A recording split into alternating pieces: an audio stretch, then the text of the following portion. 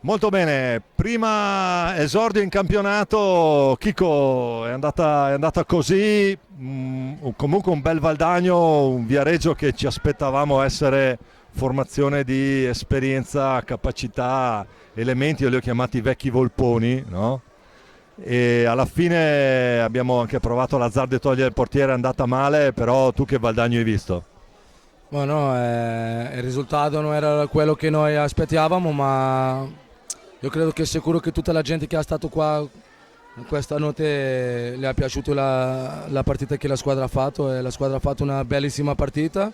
Eh, il risultato che conta lo so, ma io sempre dico al giocatore che a me mi piace molto la forma come noi giochiamo. Io credo che abbiamo fatto una partita molto buona. Anche loro sì, un piccolo errore da nostra parte, eh, hanno fatto gol. Il suo portiere ha fatto una esibizione di alto livello come ha fatto il turno scorso, ma seguiamo lavorando, questa è una maratona lunga, io sono veramente orgoglioso di quello che il nostro giocatore hanno fatto nella pista, sì che hai che seguire. Grazie Chico, e innanzitutto no, stai pure qua un attimo perché un'altra considerazione volevo fare con te.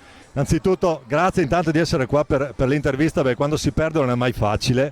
Ho detto prima a Pablo Gomez che secondo me è stato il migliore in campo e mi confermi che ha una prestazione assolutamente maiuscola. C'è da continuare a lavorare, ma so che lavorate bene perché ho uno che mi tiene informato da dentro, che mi dice che vi fai lavorare tanto. Adesso speriamo che recuperi anche lui un po' di forma per vederlo in pista. E comunque grazie ancora di essere qua e tanto buon lavoro, tanto affetto da parte di tutti. Grazie mille. Fino alla fine, forza Valdagno. No, Grazie fino alla Chico. fine, grazie mille. Questo è il mio lavoro, è lavorare. Dopo nel gioco io sempre dico che è la parte in cui io meno lavoro. Così che bueno, oggi non ha stato una buona notte per noi, ma sicuramente che questo lavoro che stiamo facendo 2 mesi fa, desde che siamo arrivato, che sicuramente al fine nos darà cosa. Così che sigo molto credente in questa squadra, in questi giocatori e nella nostra forma di lavorare.